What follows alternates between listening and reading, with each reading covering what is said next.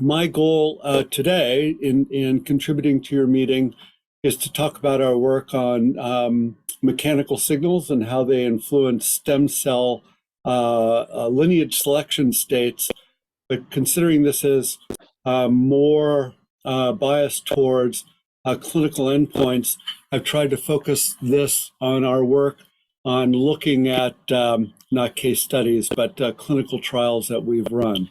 So I'm going to fly through this and try to cram 40 years of work into 30 minutes, and we'll see how this goes.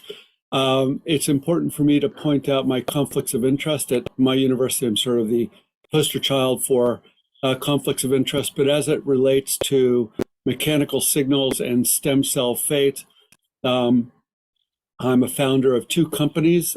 This is specifically relevant to the work I'm presenting here. One is Meridyne, which is this low-intensity vibration plate, which I'll focus on this afternoon. And the other is Lahara Bio, which is an in vitro version of the low-intensity vibration work in vivo. And I will touch on that on the very end if anyone is still with me. So, the premise of our work and many people in the musculoskeletal world is this sort of use it or lose it disposition that, astronauts that fly up into space are losing 2% of their bone per month rather than per year or per decade. So it's a pretty accelerated challenge of bone loss. And it's one thing if you're orbiting the Earth for a few weeks or a few months and come back to the US healthcare system or the UK healthcare system.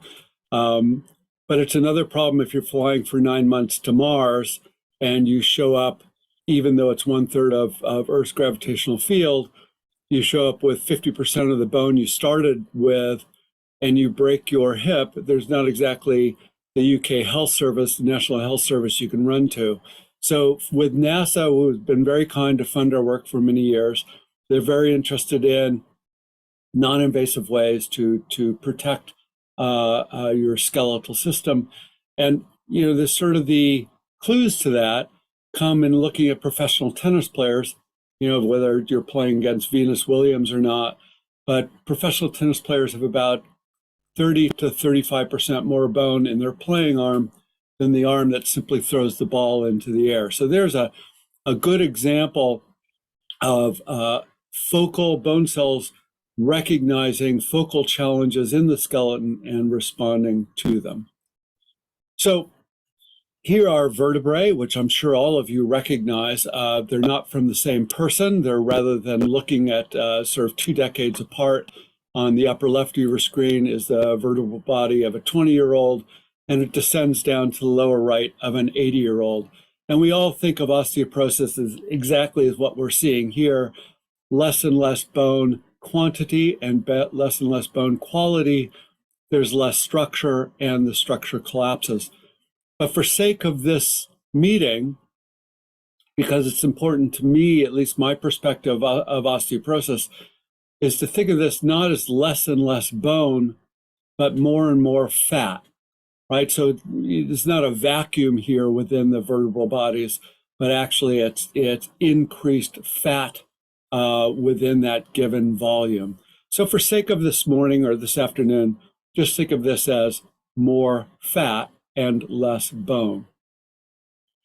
The basically a similar challenge in muscle. Here you can see a cross-sectional image of a thigh from a male age 25 in the top left and a male age 63 in the sort of the bottom middle.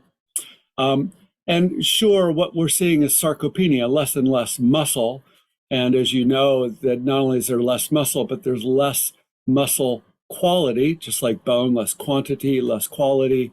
The same with muscle, a lot of fat infiltration there.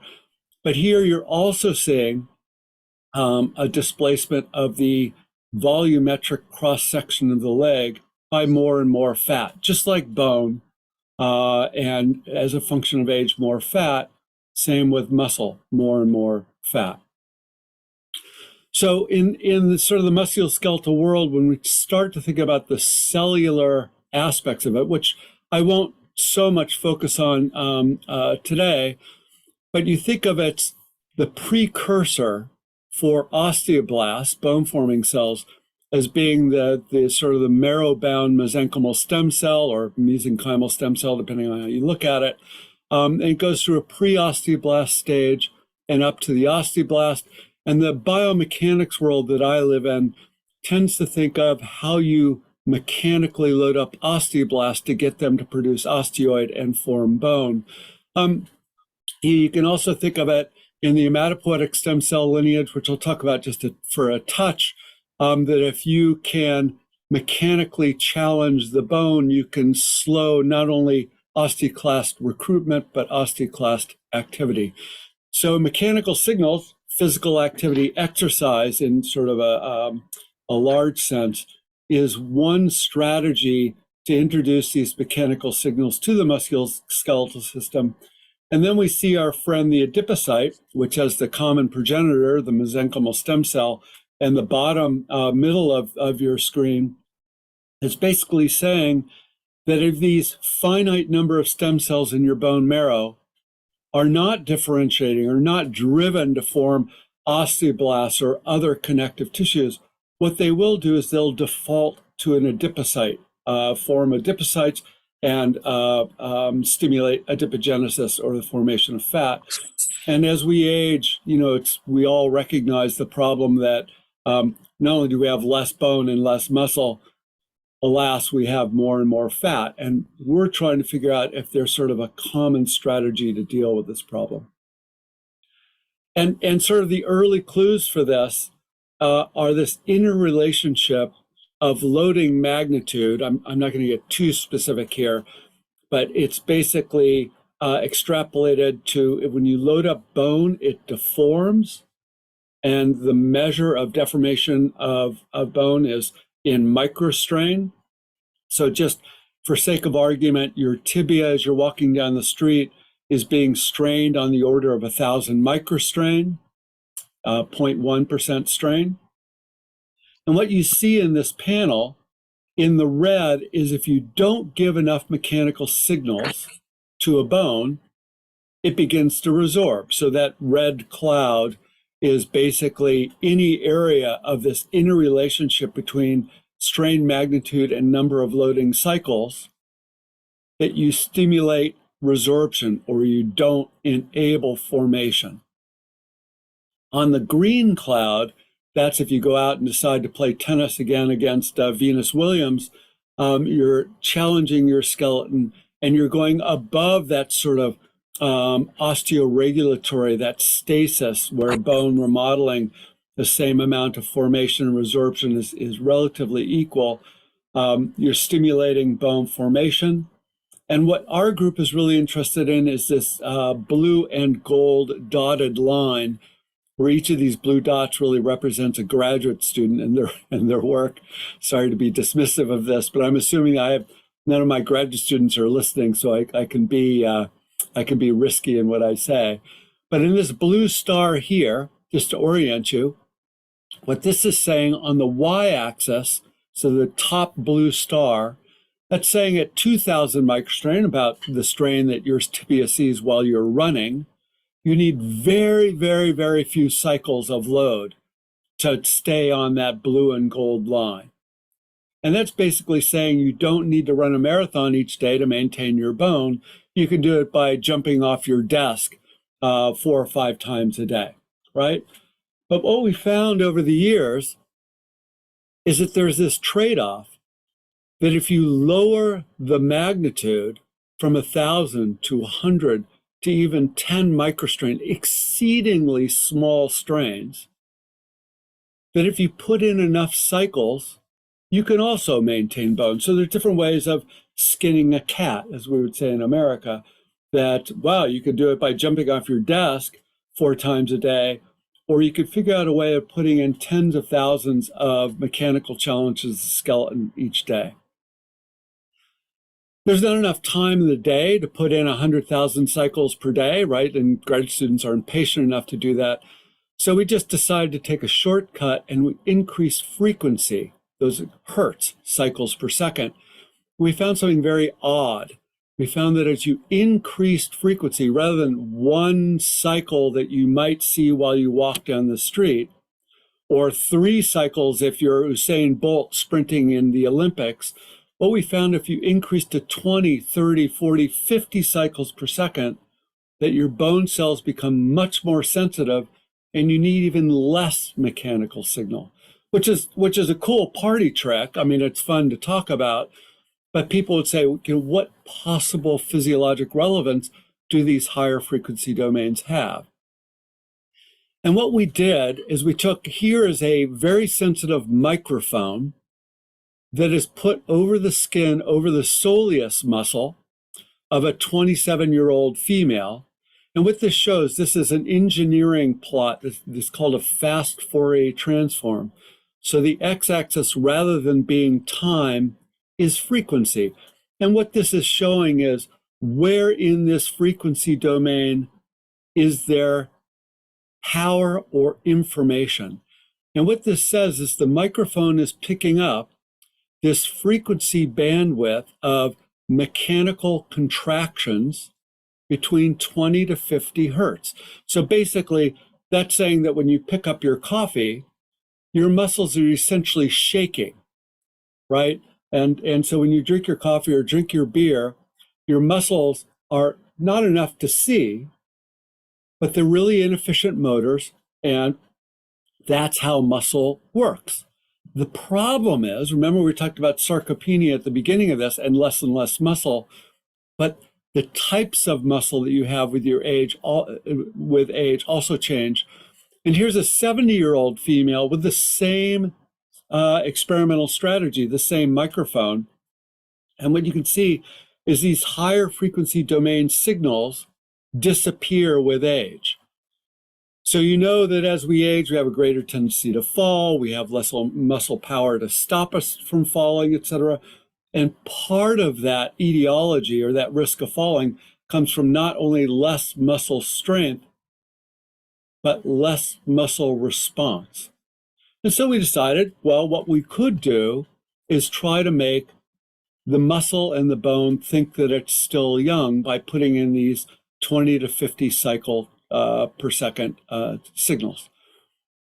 And here, if I had more time, I tell lots of funny stories about this, but this is essentially a picture of me with a turkey, America's national bird, if it were up to Ben Franklin rather than a bald eagle. And what this turkey is doing is very patiently standing on a vibrating plate. Very, very small vibrations that if you put your hand on the device, you can sort of sense that it's on. And this was sort of the early proposal to NASA of a mechanical, non-invasive way to maintain bone by using not exercise in space, which is exceedingly difficult, but to trick the bone into thinking that it was being challenged by these high frequency, low intensity mechanical signals.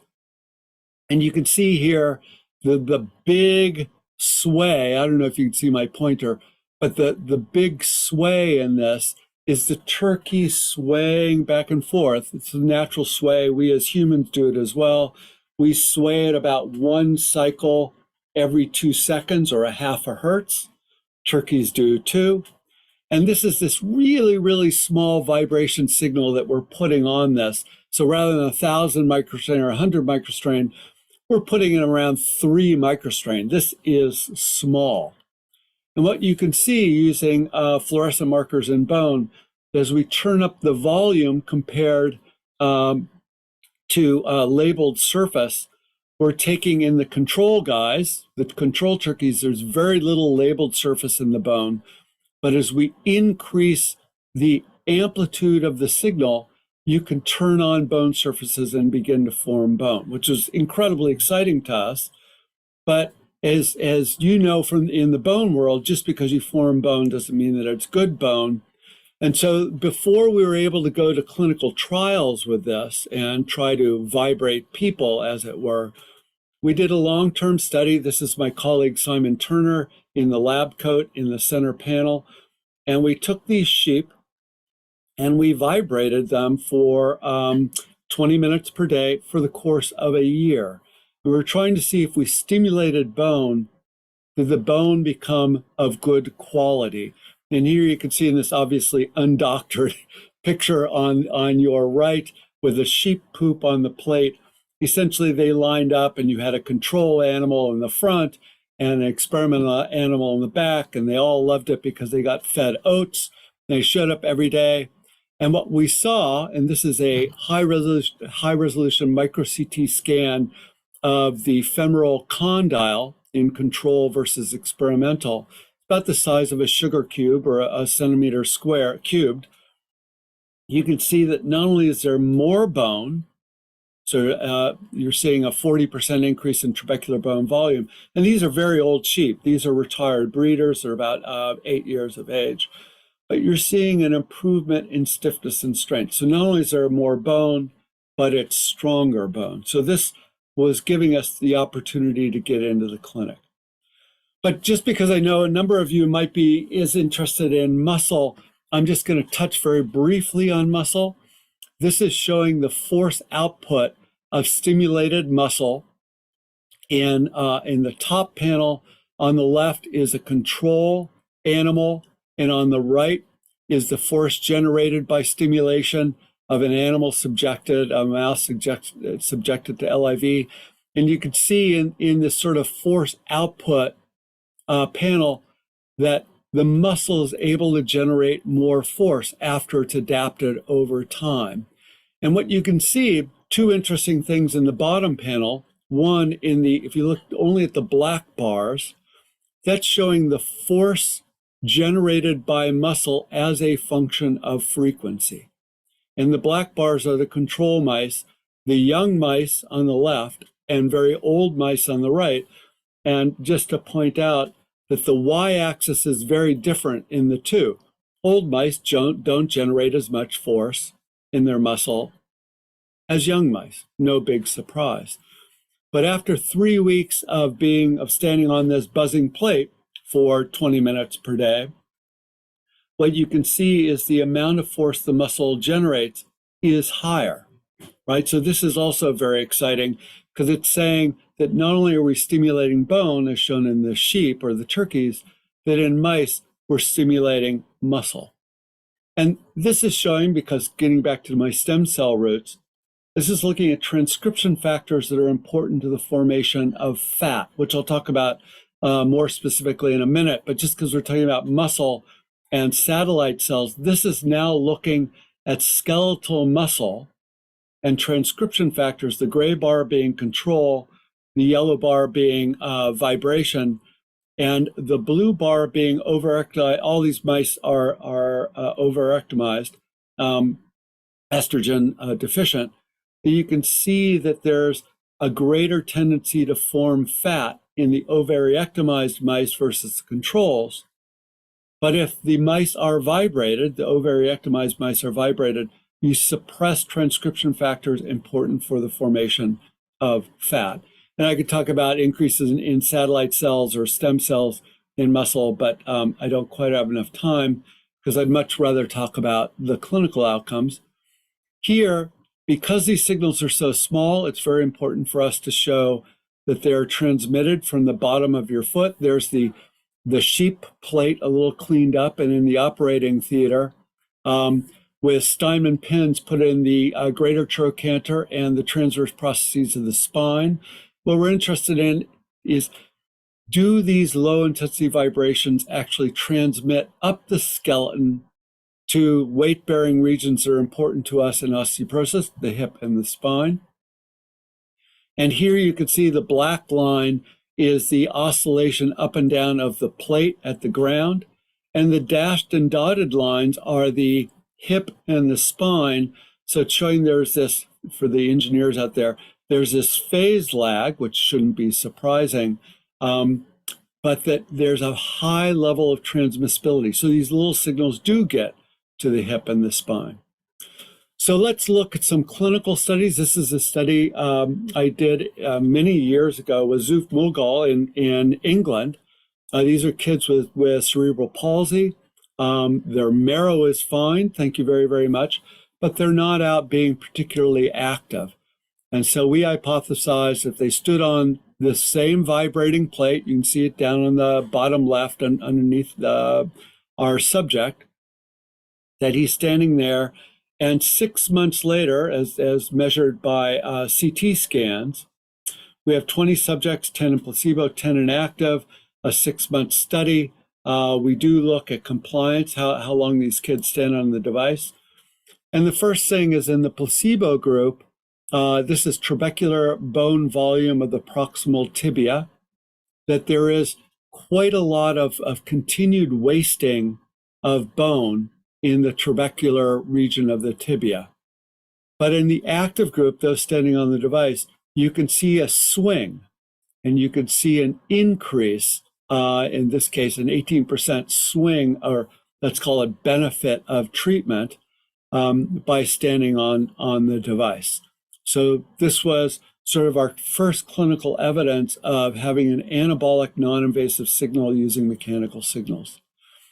And flash forwarding a couple of decades to a work that we published, it was either at the end of this year or the beginning of, it was the end of last year or the beginning of this year, in JBMR Plus. These are kids with Duchenne's muscular dystrophy, boys, of course. And what we're seeing in the placebo group, a change at 14 months, this is using trabecular bone density in the tibia, using CT, that they don't change particularly much, even though they're growing quite a bit. So we're disappointed to not see growth in bone quality in the placebo group. But in the low intensity vibration group, now you can see there are outliers in both groups. But you can see an increase of around 5% in bone quality in the buzzed group. I call it buzzed, vibrated group. More interesting, perhaps, though, is the number of incident fractures. Remember, we keep talking about bone quantity and quality, but they conspire together. Ultimately, we hope to reduce fracture incidence. So in the placebo group, the number of fractures, 4 fractures across these kids, 10 kids per group. And in the LIV group, the low intensity vibration group, no evidence of fractures. Same with number of subjects. So this was very exciting to us because we were actually beginning to show that we were preventing or suppressing fracture incidence. We're also very interested in using this strategy to suppress bone loss in cancer. We have some pretty complicated work on this, which I won't talk about, but just to give in this mouse model of myeloma, multiple myeloma, you know probably better than I that cortical porosity is a real problem. You can see in our wild type controls in the top left, the CT scans in the middle of the myeloma mouse. You can see it's basically looks like Swiss cheese, not particularly good bone. But then the myeloma mouse, subject to the mechanical signal, were able to maintain bone quality. And the real reason we did this was to show in a longevity study, because we're calling this an anabolic signal, that yeah, it's cool that we were able to improve or protect bone quality, but we also wanted to show that we weren't compromising longevity because we wanted to do it in kids.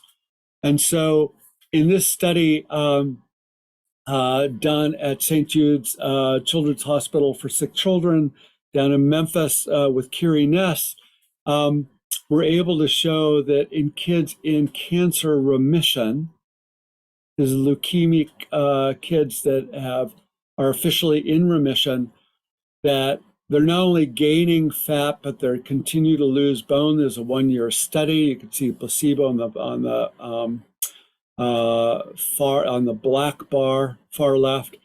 But in the buzz group, the LIV group, we're actually being able to sort of turn it around and increase total bone mineral density.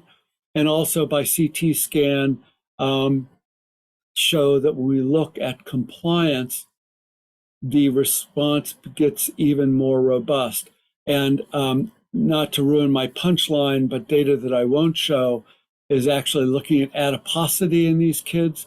So the kids in the LIV group, while they're building bone, they're actually gaining less fat. This was convincing enough to the physician group at St. Jude's that we are actually right now doing a study on kids with active cancers rather than in remission, because everyone decided that it was safe to no serious adverse events with these kids. So now I'm going to change direction to the fat world. This is a study where we started posing these hypotheses. Where is this bone coming from?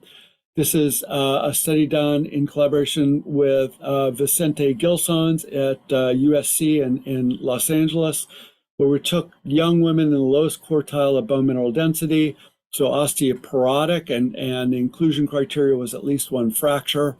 There's a 1-year study in, you can see that we were seeing in an intention to treat, so everybody involved, a benefit of treatment in the LIV group, but then, and also in, so not only cancellous bone, but cortical bone, showing these increases in the intention to treat. But we're also, because we're using CT scans, we look at paraspinous musculature, we're seeing an increase in cross-section of the paraspinous musculature. So we're seeing anabolic to muscle as well.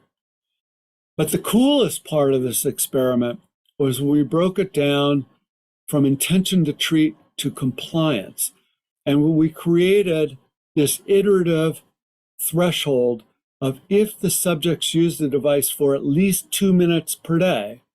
Remember, jumping off the desk for only 4 seconds per day was enough to stimulate bone. Here, this is showing this sort of light switch phenomenon that standing on this device for at least 2 minutes and as many as 10 minutes per day over the course of a year had marked benefit to bone and to muscle. But interestingly, it suppressed fat. So these young women that were in the active group were not only increasing the musculoskeletal system, they were suppressing adipogenesis and adiposity. And so now I'm going to turn back to our mice just for a second. This is a study where we take these mice of different strains, and of course, you can use any kind of mouse you want. But just like the turkey, where I started with these really, really, really small signals on the orders of 5 or 10 microstrain.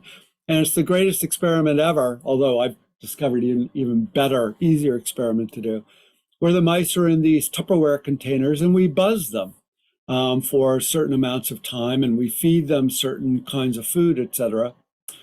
And here is an in vivo CT scan where the bone and muscle is erased. And all you see here is subcutaneous and visceral fat. So if you see gray, you're looking at fat, and there's this thoracic cavity, or the thoracic region of the mouse. And here in a normal control mouse versus a normal control mouse that is exposed to these vibrations, not only were we building up bone and muscle data, which hopefully you're at least with me on so far, we're seeing less fat. So this allows me to go back to this whole idea that we're not stimulating osteoblasts, we're not stimulating adipocytes, we're not suppressing osteoclasts. We're actually influencing the recruitment of stem cells from the bone marrow to do the right thing, to form muscle and bone, like the marathon runner, rather than to recruit it to form fat like the couch potato.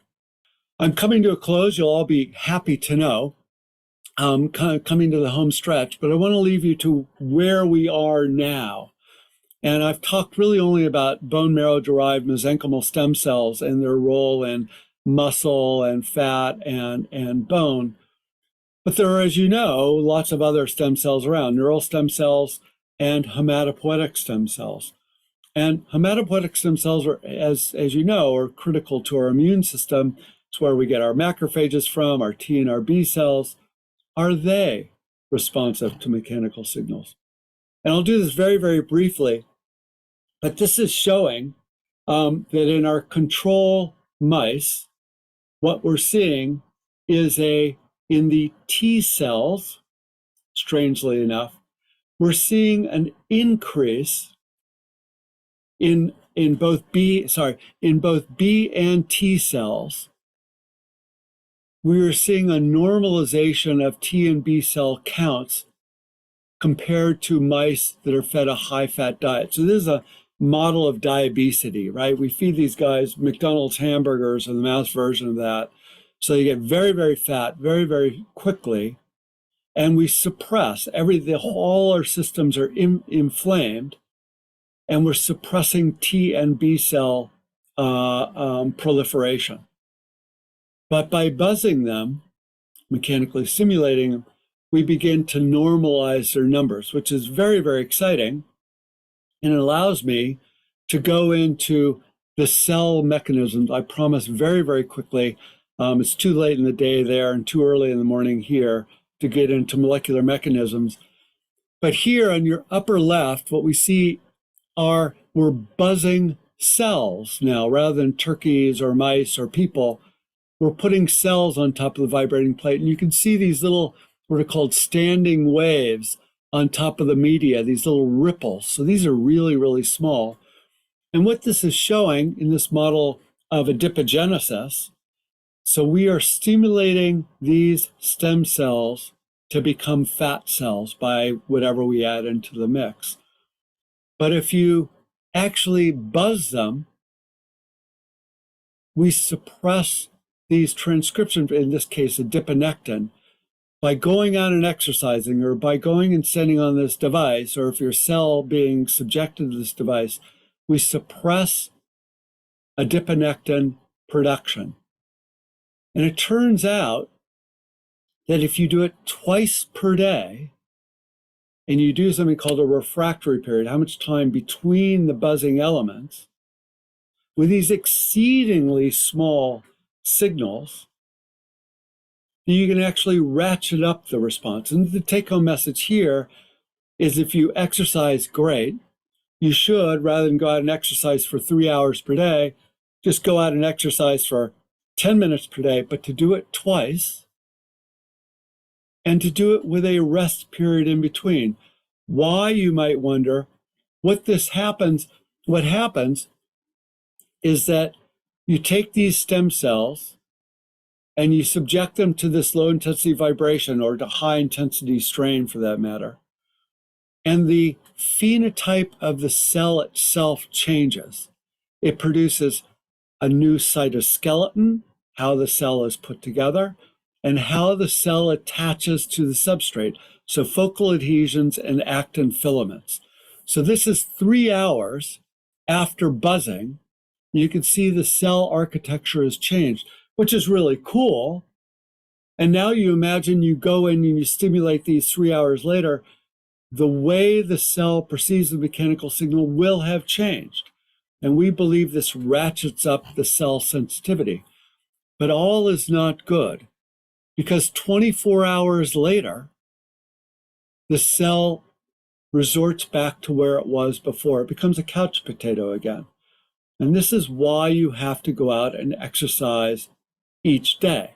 You can't do it once per week or once every other day, because essentially your cells like being couch potatoes. So you need to keep stimulating them. The mechanism of action is probably not what you want to hear, but we think, because it's interesting to us in the T cells, because remember that hematopoietic stem cells are not linked to a matrix, right? They're suspended cells. And so far, we've only talked about adherent cells. So how do T cells and B cells see these signals? We think that they are independent of being attached to a matrix. We think that it's basically this cell that's floating around in your blood, but with acceleration and deceleration, right? All of your cells are subject to acceleration. You get in an elevator, you go up the elevator. Yes, your bones are loaded, but all the cells in your body are subject to acceleration and deceleration. So we have found through a number of studies in collaboration with Ganesh Uzar that it's a connection not between the cell membrane and the matrix, but the cell membrane and the nucleus through something that's called the link complex. And if you break down this link complex in this cartoon, the cells are no longer responsive. Oh dear, what happens as we age or as we become couch potatoes? We begin to lose this link complex. But why is this important this morning? Is to show you data that not many people have seen because it's a paper in review. This is the other part of my life, which is the in vitro life. Here you can see cells in an incubator on the left. These are T cells. And as you know, T cells, particularly those of you in the oncology world, are engineered with CARs for CAR T therapy, right? And it's a Nobel-winning prize discovery, CAR T therapy. It's incredibly important for treatments of cancer. The problem is that as you take out T cells from a cancer patient, you engineer them with the CAR, you then need to expand them, stimulate them to proliferate to clinically relevant numbers. And within that time period, these very sick people can die. And so the challenge becomes, how do you reduce that vein-to-vein time in autologous cell therapy? And so what we do, no huge surprise to you, is we take these T cells and we vibrate them. And what you see in this graph, in the white bars or the empty bars, you see how quickly T cells are proliferating, in this case, over the course of 5 days. But if you buzz them for 20 minutes per day, 2 times per day, we stimulate proliferation by about 40%. So the end point being we get to clinical numbers much more quickly. So you'll be happy to know this is, I think, my next to last slide.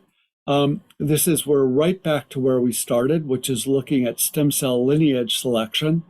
And remember, we started by thinking about the osteoblast and the osteoclast and how mechanical signals, how they perceive and respond to them. But in our lab, we think that it's actually happening much earlier. We think it's the stem cells that are basically the culprits or the opportunity here. Mesenchymal stem cells, to drive them with mechanical signals to form osteoblasts and stimulate bone is great. But the added value to this is that we're also suppressing differentiating into adipocytes. And without adipocytes, you can't form fat, right? So there's a real benefit. And yes, we do look at triglycerides and we look at insulin and insulin production, et cetera, as models of diabetes and diabetes. But by suppressing fat, all good things come down the road. But we're also looking at the mechanical stimulation of hematopoietic stem cells, and can we drive them more towards B and T cell production rather than macrophage and osteoclast production? And the answer seems to be yes. So at the end of this, here is my lab, and this is how we dress each and every day. We have a long history of people in the lab getting married. I don't really know why that is, but I certainly would like to thank my lab and lab group for all the wonderful work that they've done in moving this work forward, and all of our funding sources, NIH, National Institute of Aging, NASA, the US Army, et cetera. Thank you for your attention, and I would be happy if anyone is interested to try and answer questions you might have. Thank you so much.